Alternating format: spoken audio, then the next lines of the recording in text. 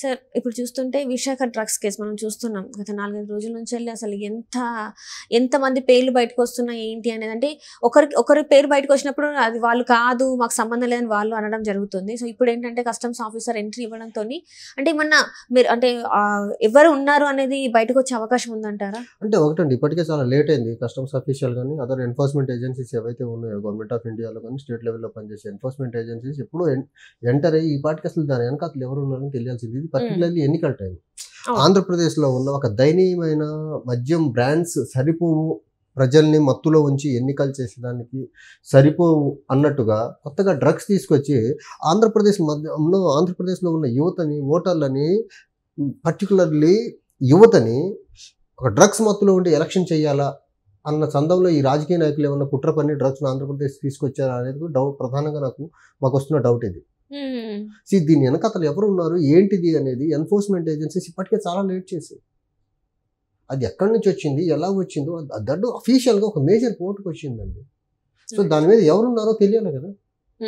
ఇంకా ఇంత నత్తనడకన ఎంక్వైరీ సాగడం అనేది నిజంగా అది ఎన్ఫోర్స్మెంట్ ఏజెన్సీస్ యొక్క పనితీరును, నెగ్లెక్టెడ్ పనితీరుకు నిదర్శనం. అది అంటే సంధ్య ఆక్వా వాళ్ళకి సంబంధించి విజయసాయి రెడ్డి గారే వెనకాల ఉండి ఇదంతా చేపించారని చెప్పేసి ఇప్పటి వరకు మనం వార్తలలో విన్నాం. ఇప్పుడు చూస్తేనేమో వేరే విదేశీయుడు పేరు వచ్చి విజయసాయి రెడ్డి ఉన్నారా, లేకపోతే విదేశాల నుంచి వచ్చిందా, దాన్ని ఎవరు తెప్పించారు ఏంటి దాన్ని ఎన్ఫోర్స్మెంట్ ఏజెన్సీస్ వాళ్ళు కలుసుకుంటే క్షణాల్లో లాగలండి ఇన్ఫర్మేషన్.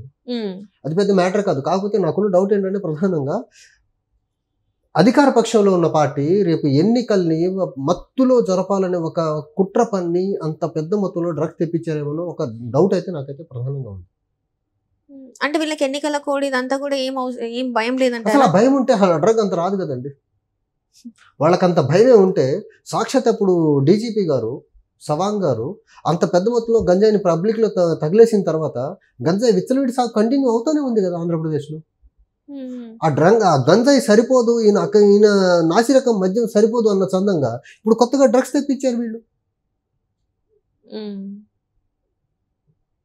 అంటే ఇది అంతా చూస్తుంటే మరి రాష్ట్రాన్ని అసలు ఏం చేయాలనుకుంటున్నారు? రాష్ట్రానికి ఒకటండి, రాష్ట్రానికి ప్రధానంగా ఉన్న డెవలప్మెంటల్ ఇష్యూస్ ఏవైనా కానివ్వండి, అది రాజధాని కానివ్వండి, రైల్వే జోన్ కానివ్వండి, పోలవరం ప్రాజెక్ట్ కానివ్వండి, కడప స్టీల్ ప్లాంట్ కానివ్వండి, లేకపోతే ప్రైవేట్ పరం కాకుండా ఆపాల్సిన వైజాగ్ స్టీల్, ఇలాంటి విషయాలన్నీ పక్కకు పట్టేసి ఒక పక్క గంజాయి, ఇంకో పక్క నాసిరకం మద్యం, ఇంకో పక్క ఏమో ఇప్పుడు సపరేట్గా డ్రగ్స్, ఏంటిది ఇది? అరే రియల్ ఇష్యూస్ని పక్కన పెట్టేసి ప్రజల్ని మత్తులో ప్రలోభాల్లో ఉంచే ప్రయత్నమే జరుగుతుంది తప్ప ఈ వైఎస్ఆర్సీపీ ప్రభుత్వం ఫ్రమ్ డే 1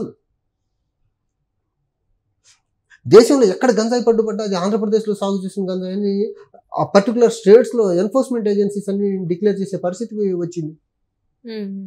రియల్ ఇష్యూస్ని అన్నిటిని పక్కన పెట్టేసి ఆంధ్రప్రదేశ్ని అప్పులు ఊబిలోకి నెట్టేసి ఈ డ్రగ్స్ వ్యాపారం చేస్తున్నారు వీళ్ళు, మద్యం వ్యాపారం చేస్తున్నారు, గంజాయి వ్యాపారం చేస్తున్నారు. అరే నాయన, మిమ్మల్ని ఎన్నుకుంది ప్రజలు పరిపాలన అందించేదానికి, మద్యం వ్యాపారం చేసేదానికి, డ్రగ్స్ వ్యాపారం చేసేదానికి కాదు, ఆంధ్రప్రదేశ్ని డ్రగ్మయంగా మార్చేదానికి కాదు, ఆంధ్రప్రదేశ్ని అభివృద్ధి పరంగా ముందుకు తీసుకెళ్లమని ఓట్లేశారు మిమ్మల్ని. మీరు ప్రతిపక్షంలో ఉన్నప్పుడు ఏం అడిగారు? ఇక్కడ చంద్రబాబు నాయుడు బీజేపీ ఏం చేయట్లేదు, మేము వస్తే ఉద్ధరిస్తామని కదా అడిగింది.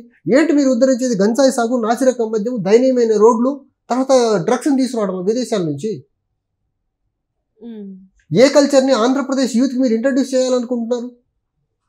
డ్రగ్ కల్చర్ని ఇంట్రడ్యూస్ చేయాలనుకుంటున్నారా? అందులో ఇందులో వైసీపీ నేతల పేర్లే కాకుండా అన్ని పార్టీలకు సంబంధించిన వాళ్ళకు ఉంది, అన్ని పార్టీలకు తెలిసి ఇది జరిగింది, అందుకే ఇట్లా విచారణ జరగట్లేదు. ఏ పార్టీ వాళ్ళు ఎవరున్నా కానీ ప్రభుత్వంలో ఉంది ఎవరు? ఈరోజు దాని మీద అసలు స్పీడీ ట్రయల్, స్పీడీ ఎంక్వైరీ జరిపించాల్సింది ఎవరు?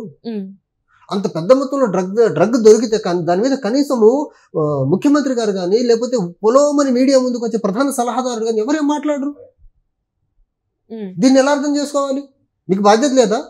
మీకు బాధ్యత లేనప్పుడు ముఖ్యమంత్రి పదవి ఎందుకు? దిగిపోండి. అంటే ఇక్కడ చూస్తున్నట్టయితే సార్ ఇప్పటి వరకు కూడా అసలు ఇంత భారీ మొత్తంలో డ్రగ్స్ అంటే కొన్ని గ్రామ్స్ దొరికితేనే పోలీసులు బీభత్సంగా చేస్తారు, ప్రెస్ మీట్లు పెట్టి ఇదంతా చేస్తారు. కానీ ఇంత భారీ మొత్తంలో దొరుకుతాయి ఈ రోజుకి కూడా అసలు దాని వెనకాల ఎవరున్నారు, అది బ్రెజిల్ నుంచి ఎందుకు వచ్చింది, ఇక్కడికి వస్తే ఆక్వా అంటే సంధ్య ఆక్వా పేరు వినిపిస్తుంది, అసలు దీని వెనకాల ఎవరున్నారు ఏంటి? ఇప్పుడు మీరు చెప్పినట్టు 1-2 గ్రామ్స్ దొరికితే పెద్ద రచ్చ చేసే ఈ పోలీసులు కంటైనర్ దొరికితే నిద్రపోతున్నారా? అఫీషియల్ గా పెద్ద మేజర్ పోర్ట్ ఇన్ ఇండియా, ఆ పోర్ట్ లో ఇంత పెద్ద మొత్తంలో డ్రగ్ దొరికితే నిద్రపోతున్నారా? సిబిఐ కానీ, సిఐడి కానీ, స్టేట్ పోలీస్ కానీ, సెంట్రల్ ఎన్ఫోర్స్మెంట్ ఏజెన్సీస్ ఏవైనా కానివ్వండి. కస్టమ్స్ వాళ్ళు ఏం చేస్తున్నారు అక్కడ? అఫీషియల్ గా కంటైనర్స్ లో ఒక షిప్ లో డ్రగ్ వచ్చిందంటే నిద్రపోతున్నారా వీళ్ళంతా? మీరు ఎలాగో ఉద్యోగాలు ఇవ్వరు యువతకి. ఉద్యోగాలు ఇవ్వకపోతే వాళ్ళ జీవితాన్ని, వాళ్ళ భవిష్యత్తుని డ్రగ్మయం చేస్తారా మీరు? అసలు ప్రభుత్వానికి కాదు, రాజకీయ నాయకులకు కాదు బాధ్యత, ఉద్యోగస్తులకు కదా ఉండాల్సిందే. అరే మీరు ఎలా ఉద్యోగాలు చేస్తున్నారో యువత కూడా చదువుకొని మీలా పెద్ద పెద్ద ఉద్యోగాలు చేయాలని కోరుకుంటారు కదా. అలాంటి యువతకు మీరు ఇచ్చేది డ్రగ్ సప్లయా? రాజకీయ ఒత్తిళ్లకు లొంగేసి దాని వెనకాల ఎవరున్నా ఇప్పుడు వరకు బయటకు లాగరు. అంటే అసలు వస్తారంటారా? దీని వెనకాల ఎవరున్నారు ఏంటనేది మరి వీళ్ళ ఎంక్వైరీ మెకానిజం ఆర్ స్పీడ్ చూస్తుంటే ఖచ్చితంగా ఈ విషయాన్ని ఖచ్చితంగా వీళ్ళు కప్పేస్తారండి, బయటికి తెస్తారన్న నమ్మకం అయితే ఏ మూలన కలగట్లేదు.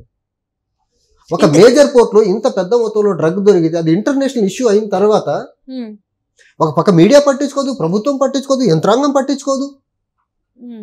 రాజకీయ నాయకులేమో వాళ్ళ మీద వీళ్ళ మీద వాళ్ళు బురద చల్లుకుంటా ఉంటే ఏం చేయాలి? అసలు ఆ డ్రగ్తో వీళ్ళు ఎలక్షన్ జరపాలనే ఒక ఉద్దేశంతోనే ఆ డ్రగ్ అంత పెద్ద మొత్తంలో ఉన్న డ్రగ్ని ఆంధ్రప్రదేశ్కి తెప్పించారనే ప్రధాన డౌట్ మాకు రేజ్ అవుతూ ఉంది. అంటే ఇప్పుడు చూస్తున్నట్టయితే సార్ చాలా వరకు ఆల్రెడీ గంజాయి అంటేనే ఎక్కడ దొరికినా కూడా అది ఆంధ్రప్రదేశ్ నుంచి వచ్చిందనే పేరు వచ్చేసింది, డ్రగ్స్ క్యాపిటల్ అయిపోయింది ఆంధ్రప్రదేశ్ అని చెప్పేసి అంటున్నారు. సో ఈ క్రమంలో ఇట్లాంటివి చేస్తుంటే, ఎన్నికల సమయంలో ఇలాంటివి చేస్తుంటే ఇంకా ముందు భవిష్యత్తులో ఎలా ఉండబోతుంది? అంటే వీళ్ళ ప్రలోభాలు డబ్బు, మద్యం, కులం, మతం ఇవన్నీ సరిపోవు అన్న చందంగా ఇప్పుడు గంజాయి ఆల్రెడీ ఆంధ్రప్రదేశ్లో సాగులో ఉంది. గంజాయి కూడా సరిపోదేమో ప్రజల్ని, ఓటర్లని మత్తులో ఉంచేదానికనేసి సపరేట్గా డ్రగ్స్ తెస్తున్నారు.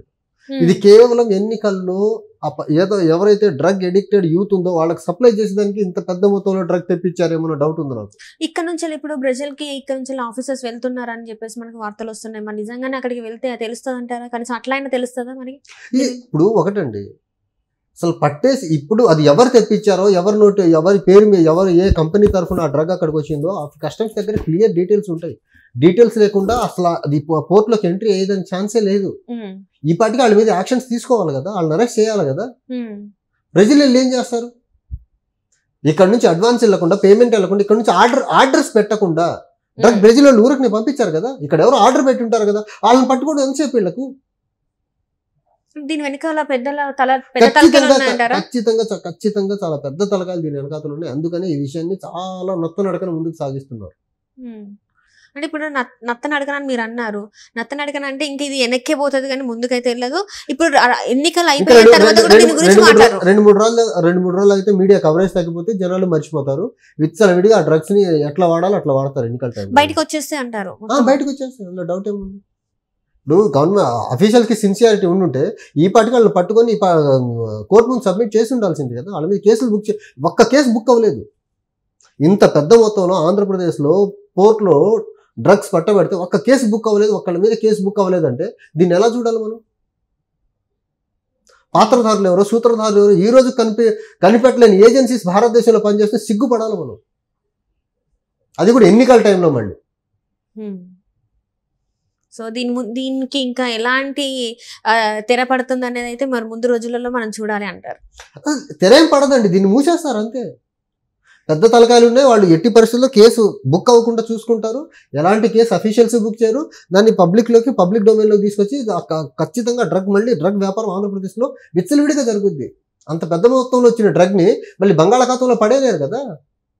కొన్ని వేల కోట్ల వ్యాపారం జరిగి ఉంటుంది అక్కడ. రైట్.